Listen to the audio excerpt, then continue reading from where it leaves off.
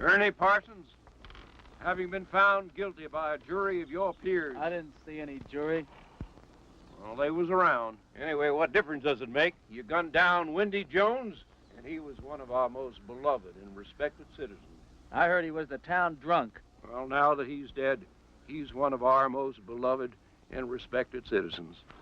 I don't care who he was. I didn't kill him. You've got the right to hear a few words from a preacher. Unfortunately, our preacher's out of town, but luckily, we got Farley Millard here, and he's a feed and grain salesman, and he owns a Bible. No, thanks. Now, what does that mean? I don't want any feed and grain salesman praying over me. I don't want anyone praying over me. I don't believe in that stuff. You ready, Max? Oh. You got one more inalienable right to speak a few last words, and I mean a few. We don't want one of them things where the condemned takes off with a Declaration of Independence. Well, go on. Well, I'd just like to say that this is the lousiest town that I've ever been in. Well, I've met a better class folk in a San Francisco opium parlor. Drunken pool hall bum would be considered too high tone for these parts.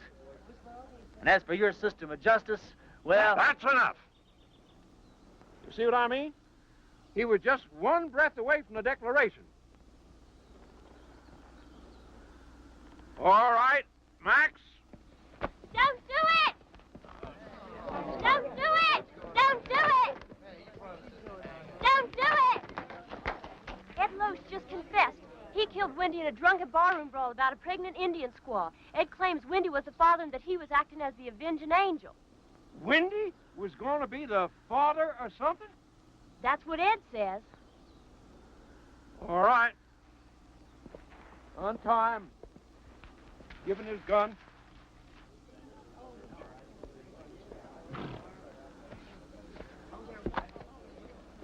Now, that's the way out of town, son. Take it, keep on going, and don't you never come back. You heard her. I'm not guilty. Even so, we don't want no fast guns in this town. Fast guns right alongside with lepers in this law-abiding community. Can I ride back to town long enough to get some food? That's the way out, son. Don't press your luck.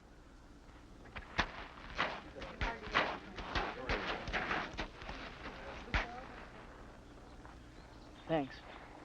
Bye. I'm going with you. You don't have to. I'll be back. When?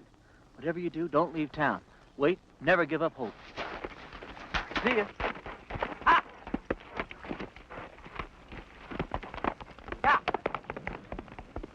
Well, if I'd have known he was going to act like that, I never would have lied for him. Lied? You would have never... What? I don't care. I thought he was cute. There ain't a man around here I'd have as a gift. And he took a bath every so often besides. After him!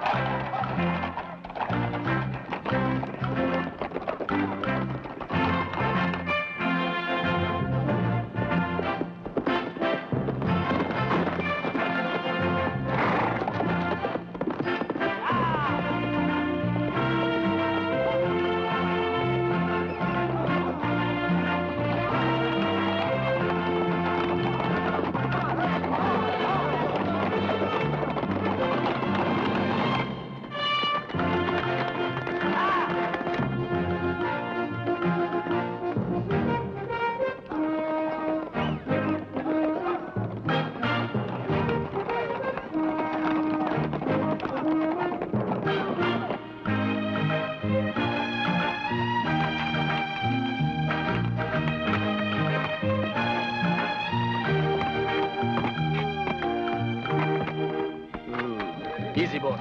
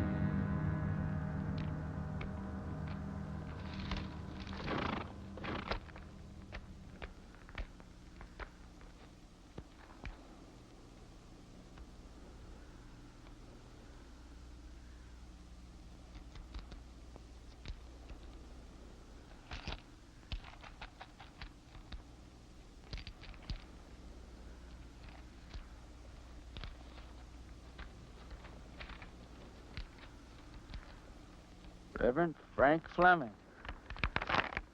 Well, pleased to know you, Frank. Dear Reverend, everybody in Castle Walk is real excited about you coming here.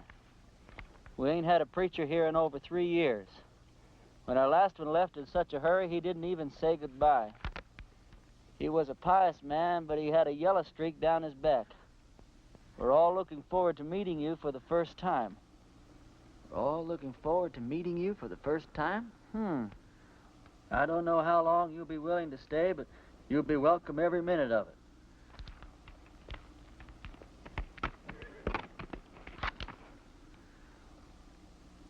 You the preacher's horse?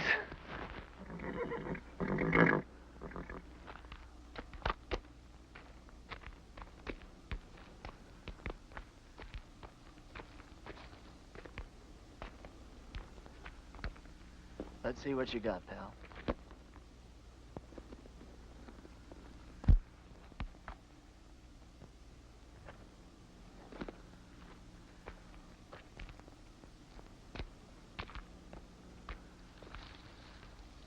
Frank, if ever I catch the guy who did you in, I'll take care of him for you. In the meantime, I'm going to need your clothes and your horse.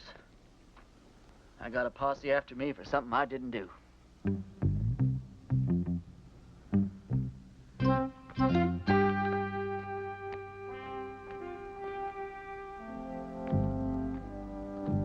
I'd say a prayer for you, Frank, but coming from me, I'm afraid it's liable to do you more harm than good.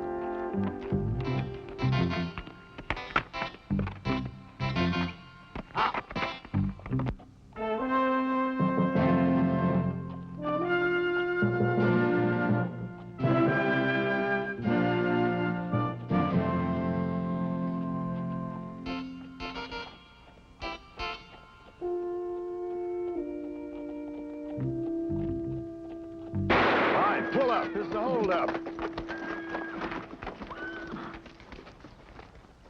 Why, it's a preacher, Percy. Sorry about that there, Parson, but we're a little too far off to catch that there caller. Is there anything we can do for you, Reverend? Either you boys ever heard of a town called Castle Walk? Why, yeah, it's in Arizona. Sure ain't much of a town, though. How far is it from here? Oh, about 150 miles. It's over yonder in that direction. How's your church attendance been lately, boys? You boys see that branch over there? Yes, sir.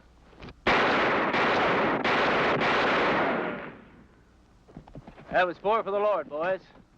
He loves you, but he hates your profession. Yeah, I can see how I would. I want you boys to go and sin no more. We surely won't, Parson. As soon as we can afford not to. Preacher, you being so good with that gun and all, how come you didn't just kill us as we was riding up here? because you boys are children of the Lord, just as much as I am.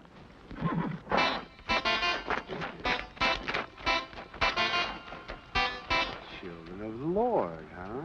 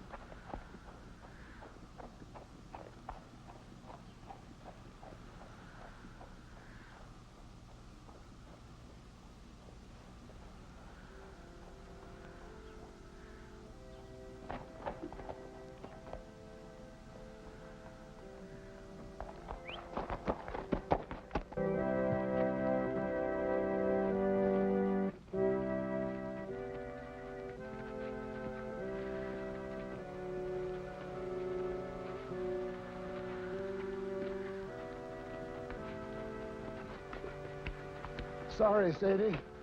Didn't have the time to dig it no deeper. Well, I guess we better just put him in the ground and get it over with. All right. Without even a few words? Mr. Ross didn't say nothing about no words. Said we could have a burying. Mr. Ross didn't say nothing about no words. But Sam was a Christian man. You can't just bury him like a wild dog. Can't we stand up to Mr. Ross just this once? You're leaving here after the burying. We got to stay here and live with him. All right, let's get going.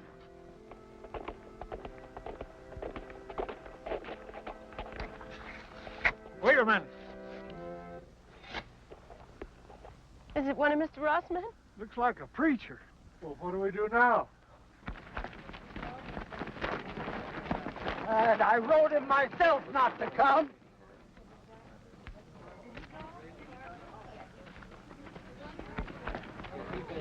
Thank God you're here, Reverend. I've got many receptions in my life, ma'am.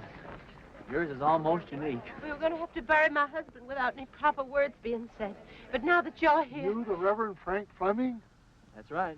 I wrote you a letter telling you not to come. No, you wrote me a letter welcoming me to Castle Walk.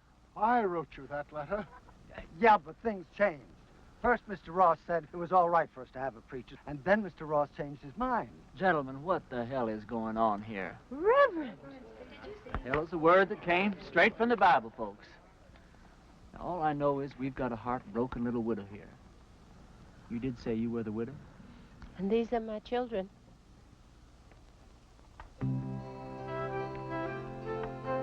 That's a child? She's 18. Oh, she certainly is.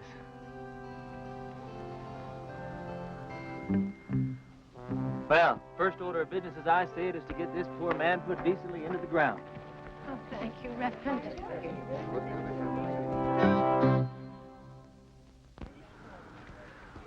Oh, I don't know what Mr. Ross is going to say about this. I haven't been here 5 minutes, and I'm already sick to death of Mr. Ross. Come on, let's bow our heads. Don't you have a Bible, Reverend? Oh, I probably do, in my saddlebag. Here, you can borrow mine, Reverend. The deceased was probably a simple man, so I'll just say a few simple words of my own, not bother to dip into the Bible today. As you all know, it's ashes to ashes and dust to dust, which may not sound like the best deal in the world, but it's the only deal you're ever going to get, so you might as well learn to live with it. I didn't know the late deceased, but some of the works he left behind are mighty impressive.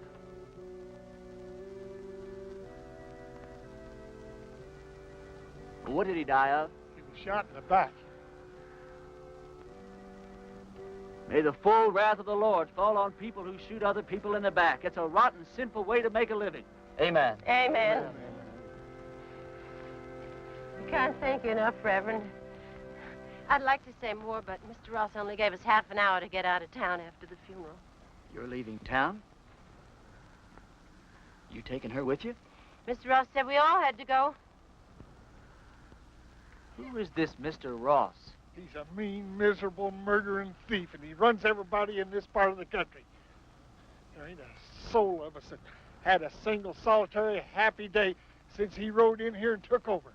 He's gonna hear every word that you said. Yeah, and he'll probably kill me. But at least I got to say something that should have been said before I died. Why is he running this woman out of town? My husband, Sam, was the only man in these parts to stand up to Mr. Ross. So he had Sam killed. He let us take one wagon load of our things. We'd better get started. Ma'am, the only place you're going is back to your ranch. I'm sure with the help of all these fine citizens that we can make Mr. Ross see the error of his ways.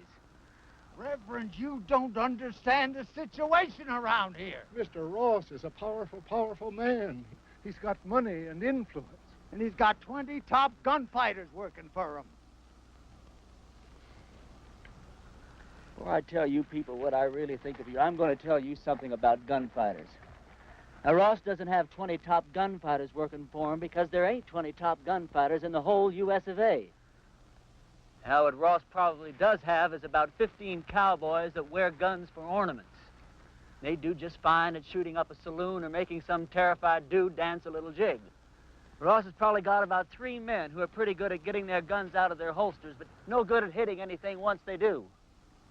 Which leaves about 2 or 3 men that might honestly be called gunfighters. Not top gunfighters. More like second or third raters. So you see, you folks have been letting yourselves be rousted around by a bunch of 2-bit yahoos. How come you know so much about gunfighters, Reverend? The Lord's work takes one to many places in many climes. Matthew 31. There ain't no Matthew 31. Well, there ought to be. Widow, I want you and your family to get in the wagon. I'm going to drive you home. You're going to sit next to me. Oh, I don't know, Reverend. Ma'am, you don't look like the kind of woman that would back away from a little fight. Where's your faith? My faith is in good shape, Reverend. And if you're willing to take the risk, so are we. Get in the wagon, kids. Us and the Reverend are going home.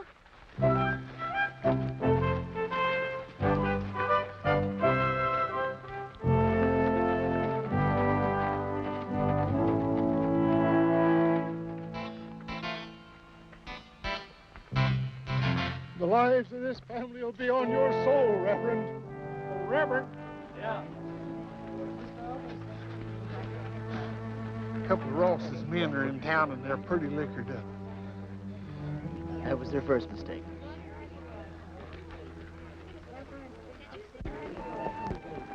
You ride my horse, son. Okay.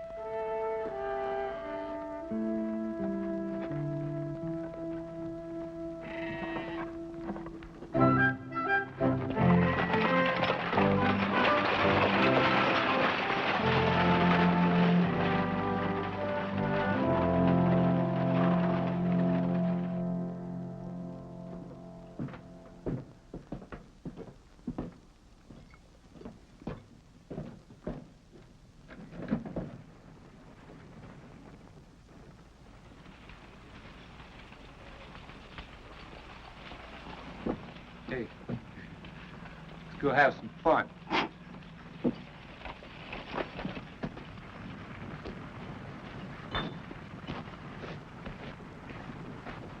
Remember the children, Reverend. Those are just 2 of the cowboys, ma'am. Who? Where do you people think you're going? Where's the place that Ross would least like us to go? I'd say her ranch. Well, that's exactly where we're going. Wait till Mr. Ross hears about this. Mr. Ross is a skunk of doubtful parentage. Mr. Ross is so low he could walk under a rattlesnake's belly wearing a high hat. And that's what I think of Mr. Ross without ever having met the man. Now, that was indecisive, cowboy. Could have very easily cost you your unimportant life.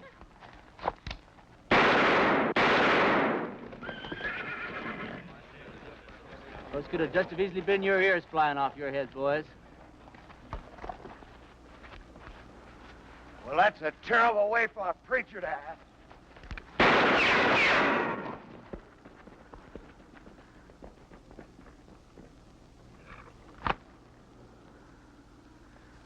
The Lord wants someone to move. He wants them to move.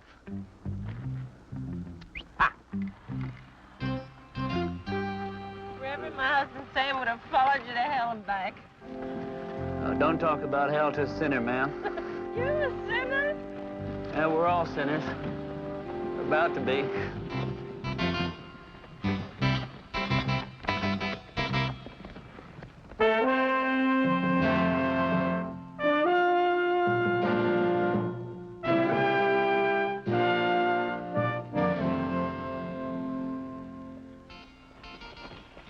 All right, kids, as soon as we stop, I want you to get the wagon unloaded. I want to get this family settled in before dark. You don't mind if I order your kids around a little, do you, ma'am? Reverend, you can do anything you want to. Reverend? Reverend? Oh, yes, ma'am. Reverend, this hole in the back of your coat, it looks like a bullet hole. Well, that'd be my guess, ma'am. You guess? How could a man be shot in the back and not know it? Well, I was carrying that coat over my arm when the shooting took place.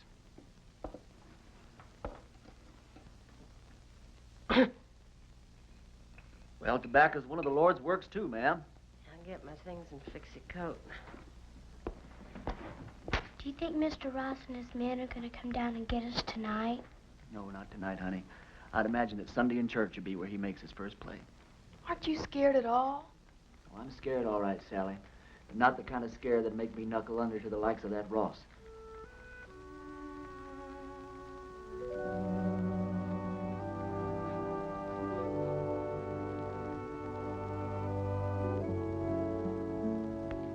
Thought of a text for your sermon tomorrow, Reverend?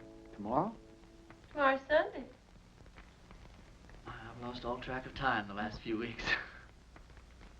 What do you think I ought to preach about? I thought you said the sin of cowardice. Yeah, that's not bad either. Thought you probably had some favorite passage from the Bible to illustrate your point. Oh, I do. Several of them, as a matter of fact. But what's your favorite passage from the Bible that would illustrate that point, ma'am?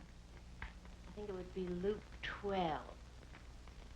Christ says, do you think I have come to give peace on earth? I came to cast fire upon the earth, and would it were already kindled. It says that in the Bible? Well, I told you, Luke 12. Oh, Luke 12. Yeah, that Luke, he really knew how to turn a phrase, didn't he?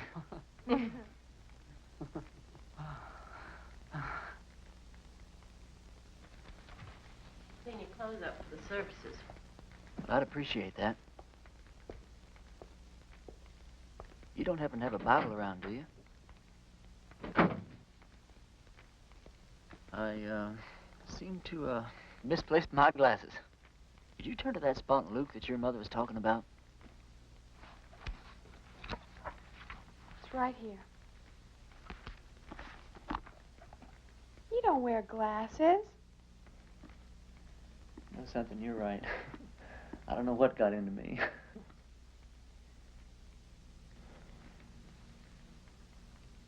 Well, good night.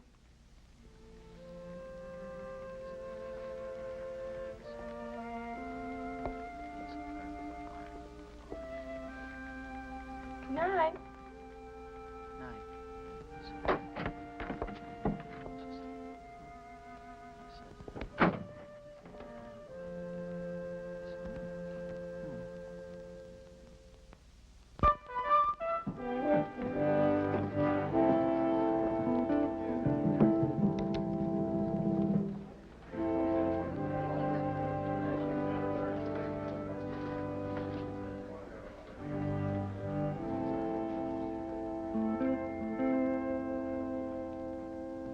Folks, I'm going to read you from Matthew chapter 10 and verse 34, although Luke says pretty much the same thing in his 12. Think not that I am come to send peace on earth. I came not to send peace, but a sword. Now, I don't know what that means to you, but I know what it means to me. It means that while God loves peace, when the occasion arises, he's not reluctant to use the sword. Matter of fact, when the occasion calls for it, he might become downright irritated if you don't use the sword, or the gun, or the rope, Or whatever's handy.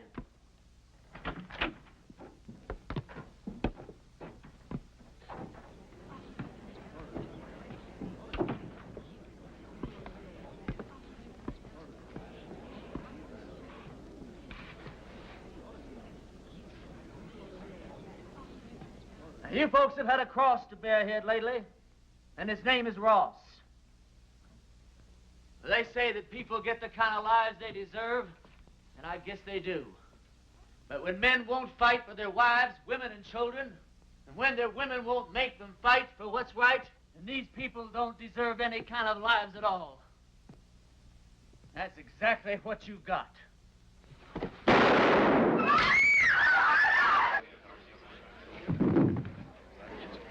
Get his gun.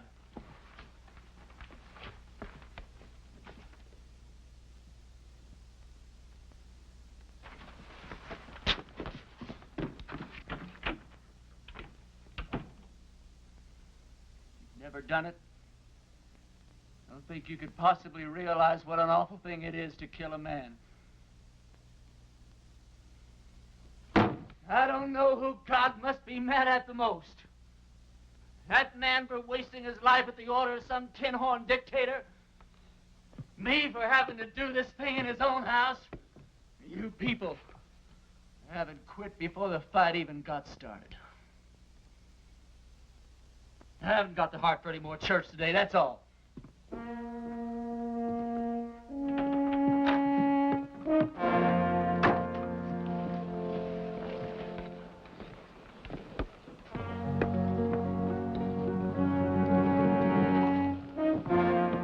Mr. Ross, a couple of these men are outside. Take care of yourself, son. Every second.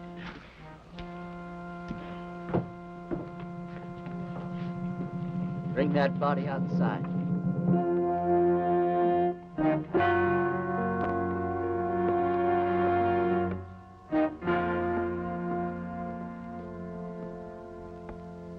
You've had a couple of fun days here, preacher. Well, I tell you, Ross, The name is Mr. Ross. The name was Mr. Ross.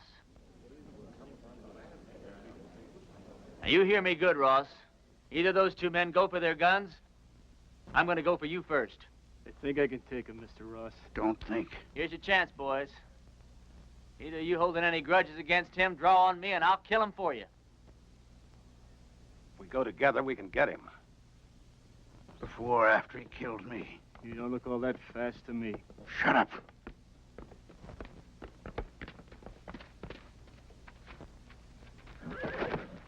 Friend of yours, Ross?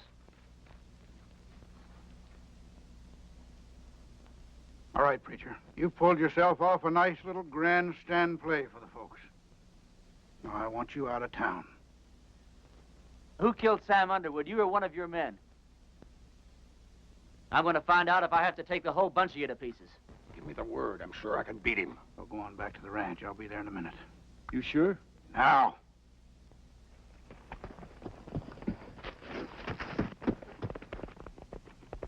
That's the way I like it. Man to man. Do I make the first play or do you?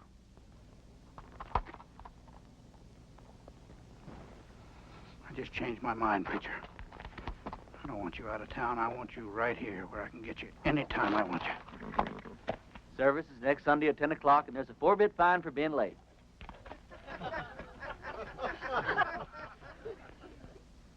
You wouldn't shoot me in the back, would you, preacher? Like that.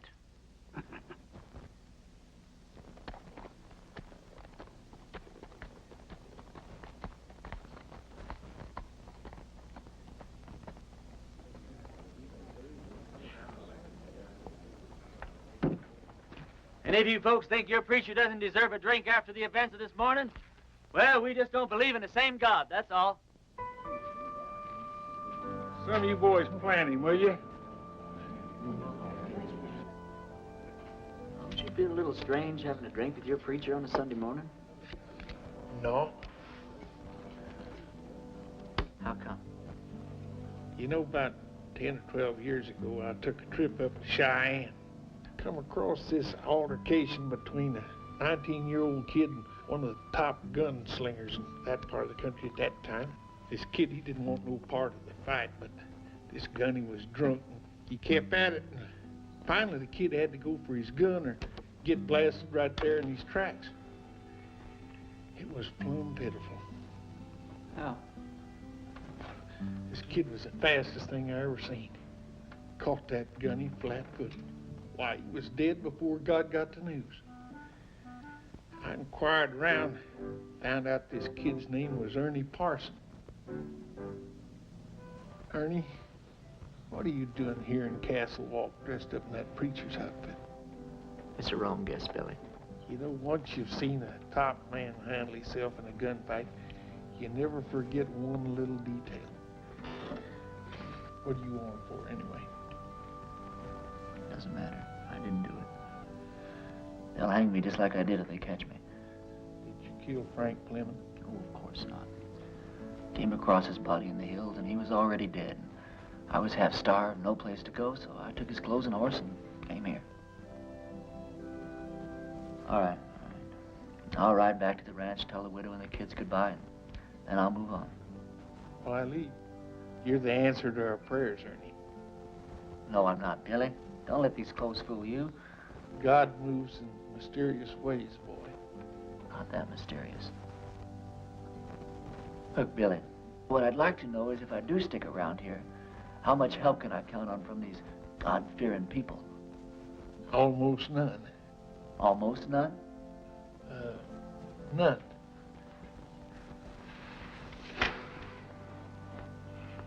Which is just God moving in his mysterious way to get me killed. God will smite the sinners of Castle Walk just as surely as he smote the Philistines. Smote.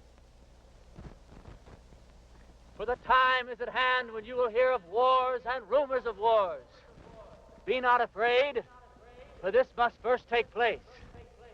Nations will rise against nations, and kingdoms against kingdoms. Not a head on your hair, or a hair on your head will perish.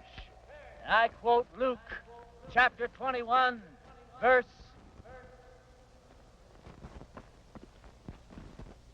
Luke chapter 21 and verse 23. For there shall be great distress in the land, wrath upon his people.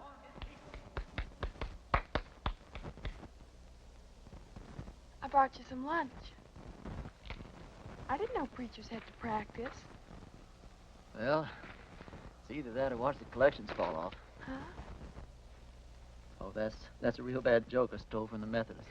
Oh, Did your mother know you came out here alone? I don't know. Why?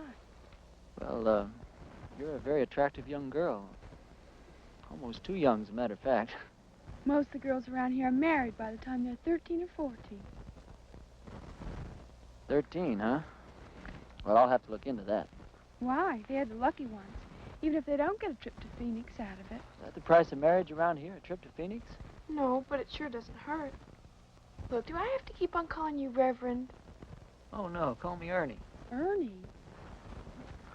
My full name's Frank Ernest Fleming. All my good friends, they call me Ernie. Is there anything in your faith against marriage? No, not in my faith.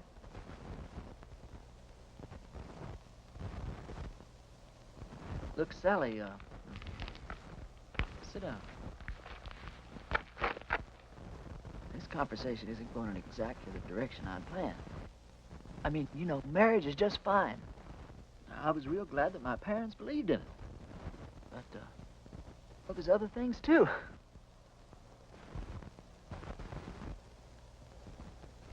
You don't know what I'm talking about, do you? I know what you're talking about. Let's see. What's the matter? Oh, it's these clothes and this collar. It's just, I'm not going to get anywhere dressed like this.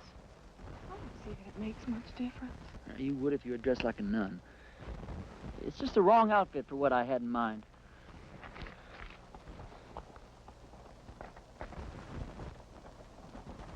Hey, preacher, I've got to talk to you. Hi, Sal. Hi. It's real important.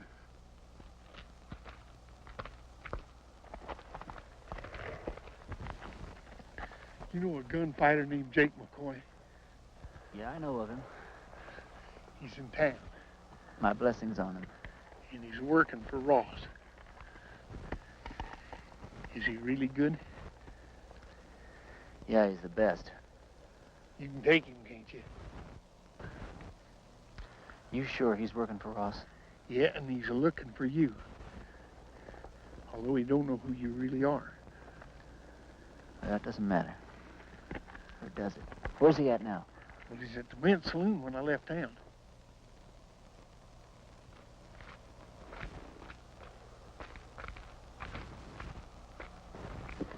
You're gonna have to ride back to the ranch alone.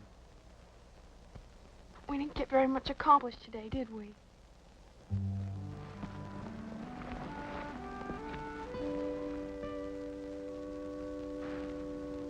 Can't you just feel the ice breaking all around us?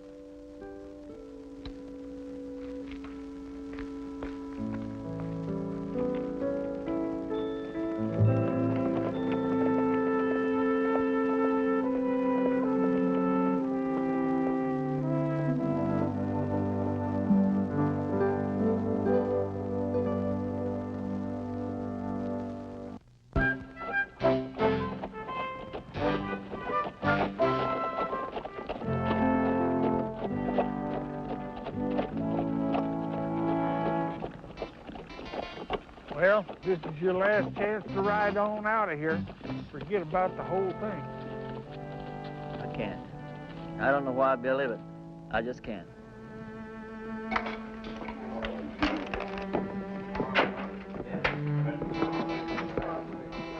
It's him over yonder by the table. He's already spotted you.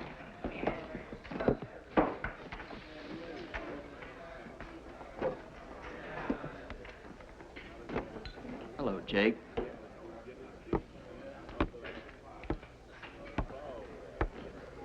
I was just about to go looking for you.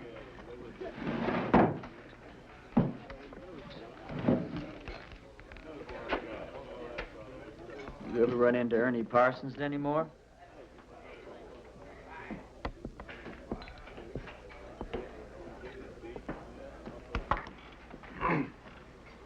I've never run into Ernie Parsons. Any time, any place at all, ever.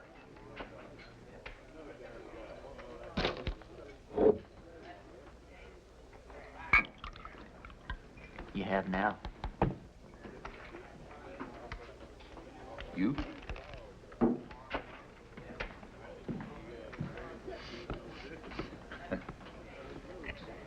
You going to the church? Into hiding for the winter. Oh. I always heard you were kind of smart.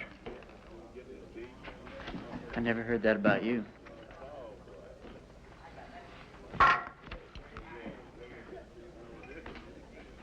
Look, are we really gonna have to go through with this thing? I got $1,000 in my pocket. And the girl waiting for me in Boulder City says I gotta go through with it. You all that sure you can beat me? You all that sure I can't?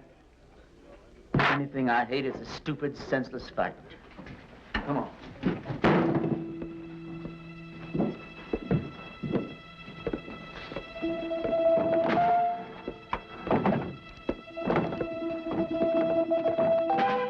Well, how do you want to do this?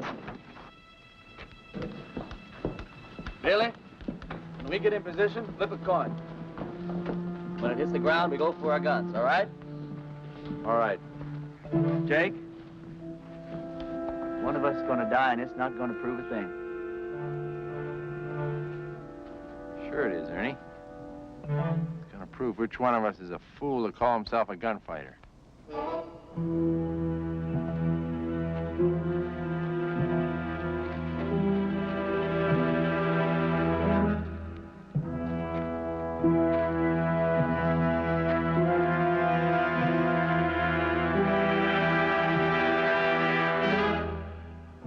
You boys ready?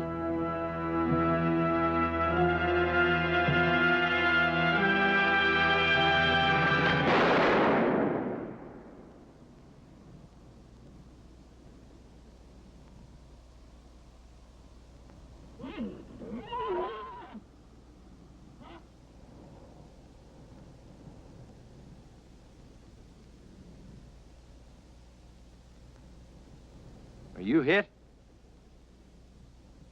You?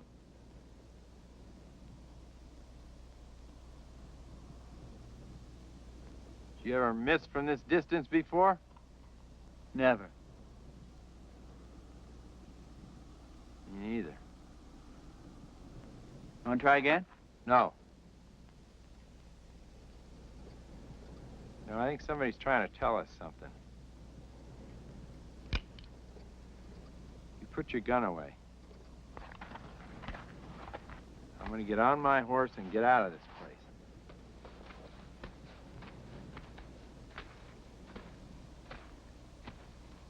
I beat you, you know that, don't you? Oh, no, you didn't, and you know dang well you didn't, Jake. You gonna give Ross his $1,000 back? No, I'm late for my date.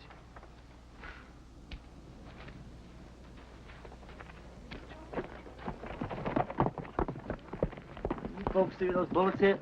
I don't think it hit anywhere, Reverend. That's just plain silly.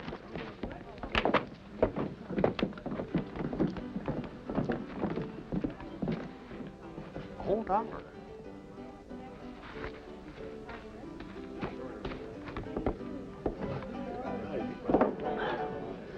This is how those stupid legends get started.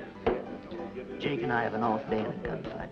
Miss each other. Wish there could be 1,000 explanations. Just because a bunch of rummies standing around don't see where the bullets hit. All of a sudden, you've got the miracle of Castle Wolf. Now, this whole miserable little town's gonna think that God's on their side. Well, you got me convinced, son. But somehow or other, I just can hardly believe that you convinced yourself. Now, let me point out a couple of things to you. Like what? Well, for instance, you're back yonder in that town and they're about to hang you. And right at the last minute, in rides this gal and saves your neck. She and I'd been fooling around a little bit. All right, well, then you're out there in the brush, posses are chasing you. Then all of a sudden you come across this here preacher's body. You find this letter that brings you right here into this here town. Supposed to lead him. Yeah, but you was the one that wound up here. Right here where you're needed more than anybody's ever been needed before. Now, do all this make you want to stop and think just a little bit, boy? No. I don't want to talk about it.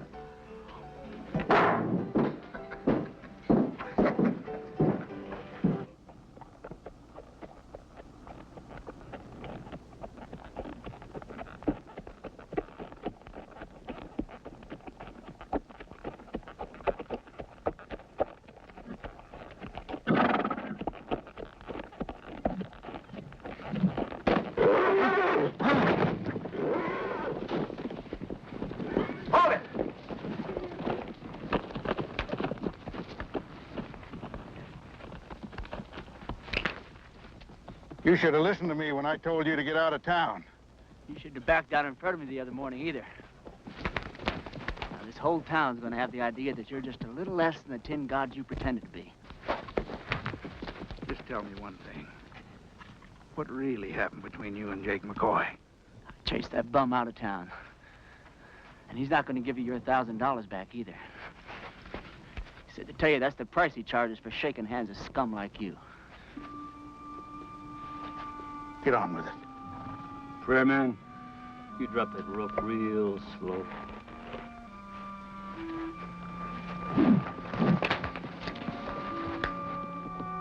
Drop it.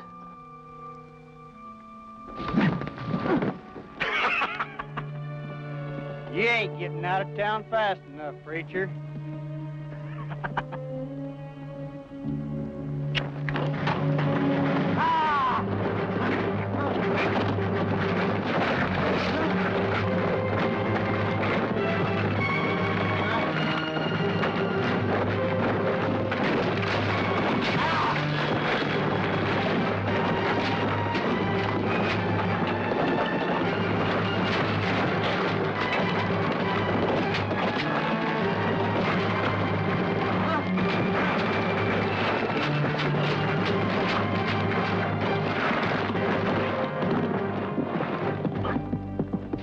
Get the point now, preacher?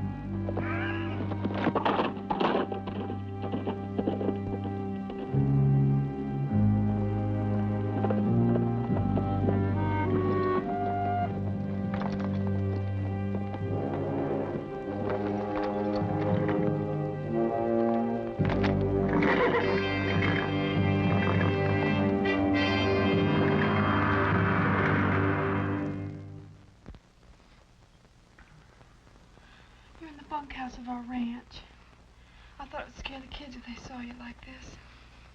How'd you find me? When you didn't come home last night, I set out to look for you.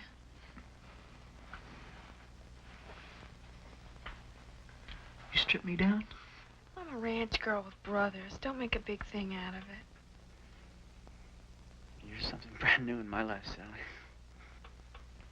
Are you strong enough to get up and get dressed and get out of here? Doesn't matter whether I am or not, I've got to do it. You turn your back, Sal. I'm not as advanced in my thinking as you are. Will I ever see you again? Sure, why not? I'm not going far. Well, you have to. When they don't get your body, Mr. Ross will never stop until they find you. Yeah, and this is the first place he'll look. I want you and the kids to go out and dig a grave. Put some kind of a marker on it with my name. Tell Ross you found my body and buried it in the hills. Can I turn around now? Sure. Sally, I don't want anyone to know that I'm alive. I want it to come as a horrible shock to Ross. I want to start giving him trouble in ways he never dreamed of. I'm going to need plenty of food, water, and ammunition. I'll get you everything you need. Where will you go? I'll hide out in the hills for a while. Well, Ernie, in this part of the country, if a girl undresses a man, it's customary for the man to make an honest woman out of her.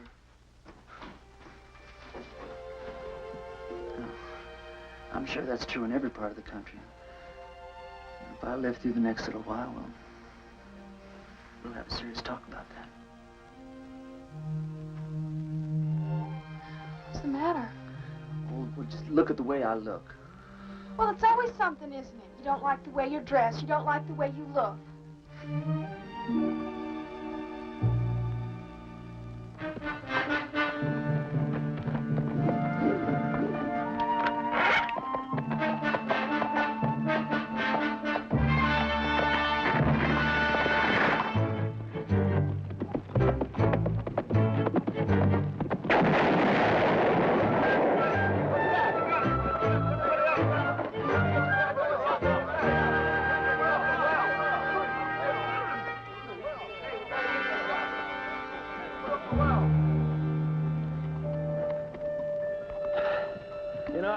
There's a bunch of outlaws operating up in these hills.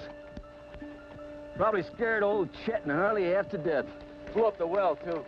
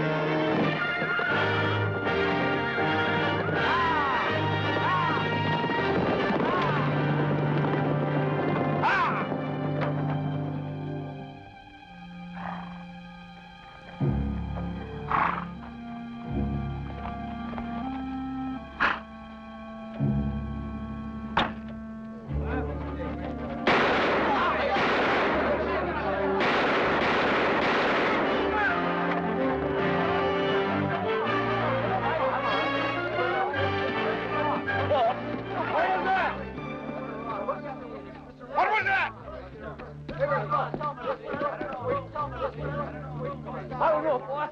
There must have been 15 or 16 of them. Maybe there weren't nobody there at all. What do you mean? Dragging a preacher through the cactus. Them people don't have to stay dead unless they want to. Everybody in town keeps talking about the preacher's ghost riding through the hills and shooting at every one of Ross's men that sticks his head up. I keep telling them the whole doggone idea of ghost tickets. Sally, didn't you tell Billy? You told me not to tell anyone. Billy, I'm sorry. It's sure good to see you alive, boy. Are you sure it's safe for you down here? Honey, it's been a long time since I've been safe anywhere. Lately, it's been getting worse. Isn't tomorrow Sunday? It sure is. Billy, I want you to ride into town and tell everyone that we're having church services tomorrow morning at 10. I'll do it right now.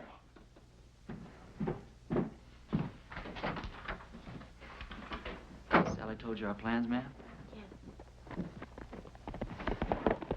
You have any objections? No. Ma'am, has it occurred to you that, well, Sally's liable to end up one of the youngest widows in these parts? Mary Mert's only 14. She's been a widow 2 years. Besides Mary Mert.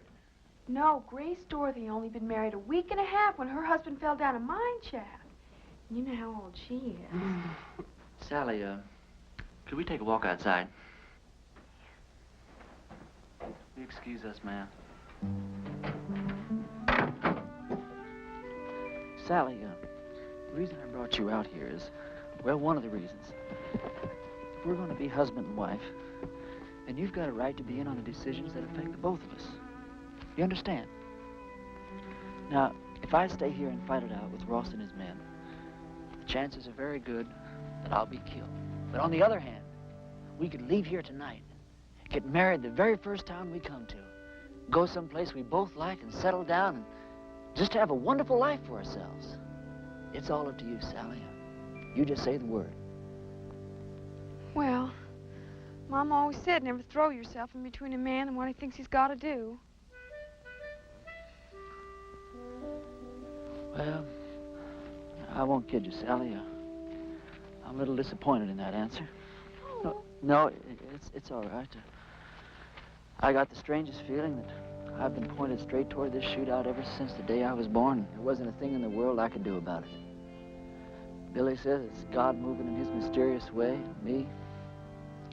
Well, I just don't know. You very religious, Sally? Why do men have to talk and talk? Can't you be quiet and get on with what you're supposed to be doing? Yes, ma'am.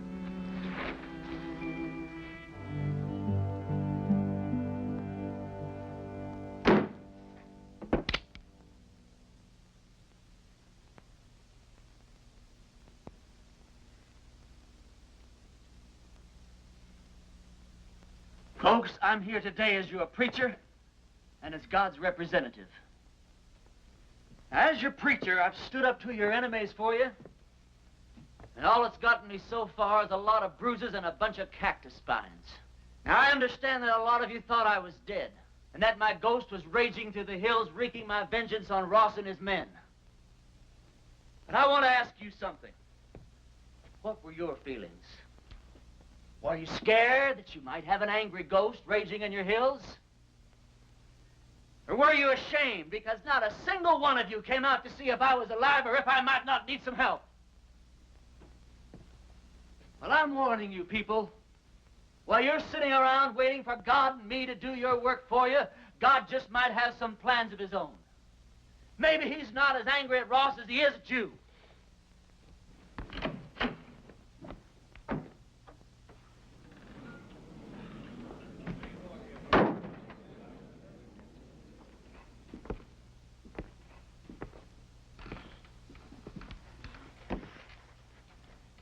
I'm not armed. Billy, go outside. Take a look around. I came alone. Go on, Billy. I just thought it was time that all this foolishness came to an end. We got a new country to build here. We ought to be getting on with it, instead of indulging in all this senseless killing. I won't deny that you've hurt me since you've been here. Several of my men have been killed or wounded. Several more have run off because you scared them half to death. I didn't know I was doing that well. What do you want, Ross? A truce. A chance to get on with our lives. Ross, if you were sitting on a stack of Bibles 10 feet high, I'd bet money that you were lying and I'd win. Well, now, just a minute, Reverend. If Mr. Ross is sincere, and I believe he is, This may be just the moment we've been waiting for. Luther, how could you believe that? I don't believe him for a minute. Now, Sadie. You are going to believe this man after all he's done to you? Jehoshaphat, Reverend. Anybody can make a mistake. If Mr. Ross is man enough to come here, Please. I didn't mean to create any dissension amongst the preacher's flock. Now, you've all heard what I have to say. Think it over.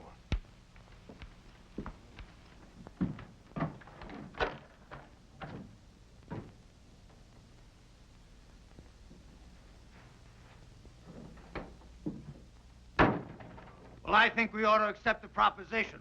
Well, I think you're right.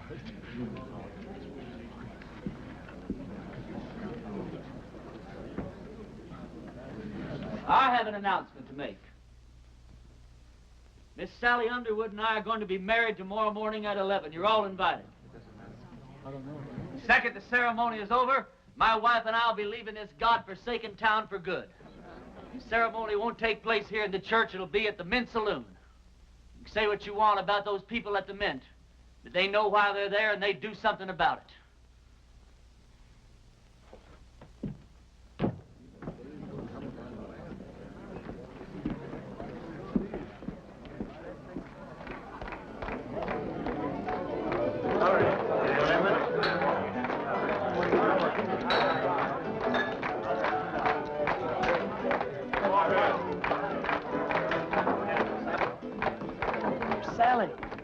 She's out back getting dressed. Her mama's with her. Can't take all day with this thing. What's your rush, boy? Well, one of my feelings, and I'm never wrong, that I should get out of this place. Funny you'd say that. Huh? Oh, nothing. Hey, yonder she comes down. Oh, you're beautiful. Come on, everybody.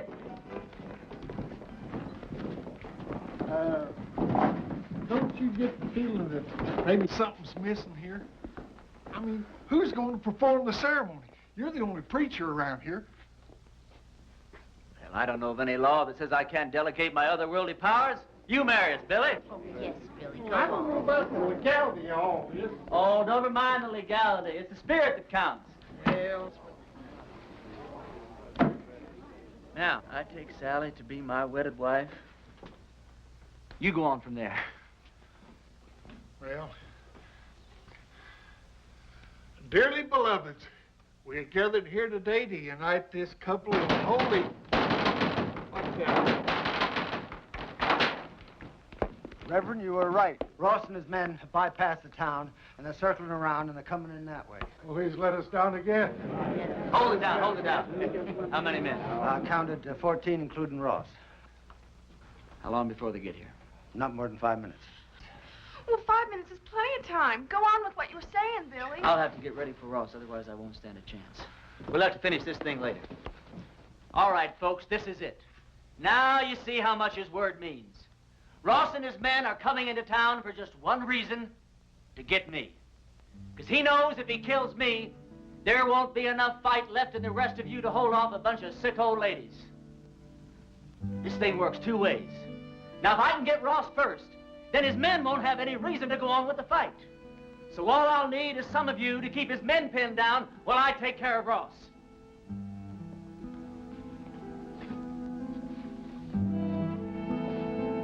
But the women and the children... You don't even have to come out in the open. You can shoot from the windows or from the roofs.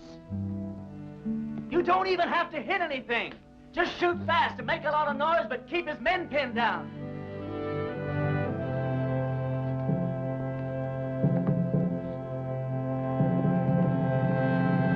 Can't blame it, Reverend. I'm with you. Give Ma and me a couple of rifles. Well, you said we didn't have to hit anything, just make a lot of noise. You don't think I'd take a chance with you, do you? Come on, Billy. Give me the keys to the hardware store. Barbershop. I don't hate you people. I guess you just can't help the way you are. Well, I ain't gonna be that easy on you. Ernie, there's something else that you ought to know about. I'd have told you sooner, but, well, I didn't want to spoil the wedding. Well, that sheriff that wanted to hang you, He's here in town. Where? Over at my place. I told him I was the sheriff here. It's one that I got off our last late sheriff. Anyhow, I told him if he'd wait there while I'd round you up and bring you into him. How'd he find me? Oh, him and that posse come across Frank Fleming's body. One of them old boys knew Frank, and they figured that you'd switch clothes with him. Well, if he wants me, he's just going to have to get in line behind Ross and those other 13 men. You take the barber shop. Ernie, when this thing's over with, though, you got to get out of town. That's all there is to it. Billy, what the hell makes you think we're going to live through this thing?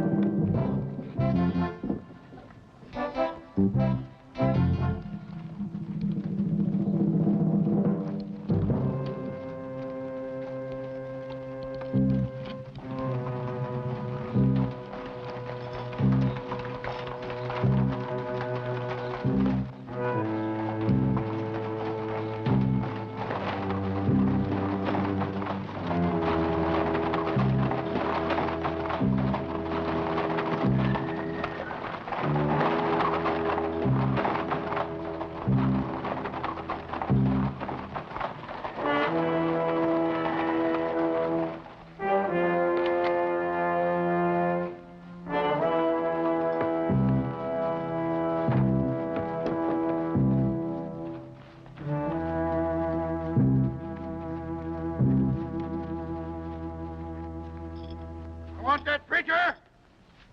If he's not out here in 2 minutes, I'm gonna burn this town to the ground. Drop your guns, boys.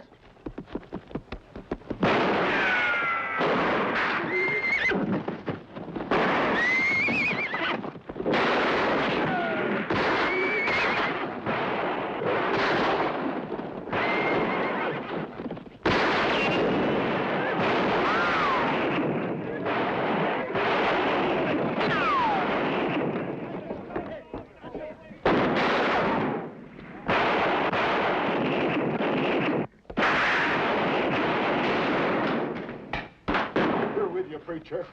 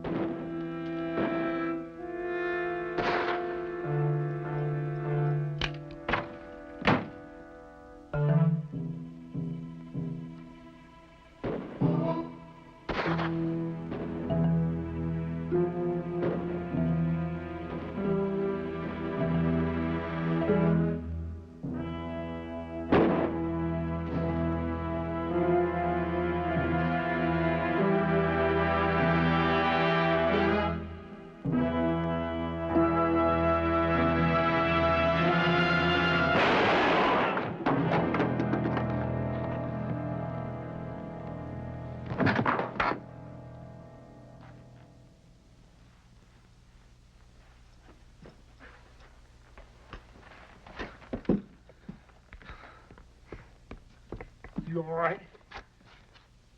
Barely. Listen, all you Ross's men. Rise! Anyone who keeps on fighting is going to have to stand trial. How do we know he's dead? Because I'm alive. All right. You heard the man. The sheriff's gonna be down here to find out what this is all about. Yeah, I know. Billy, get my horse and meet me out back, huh?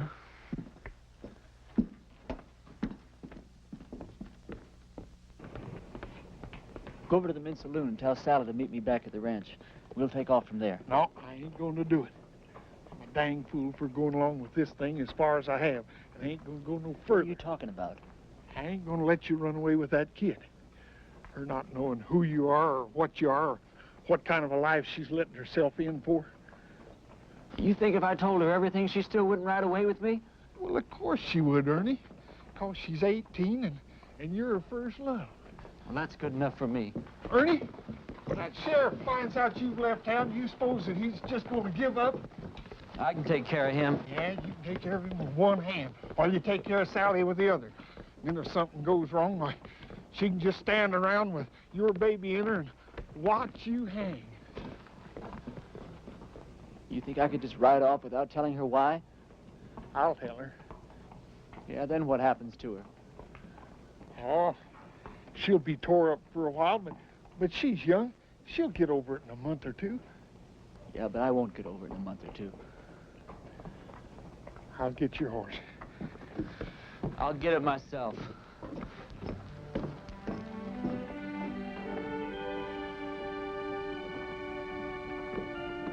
Ernie, this town owes you a whole lot, but it don't owe you Sally. Can't make any promises.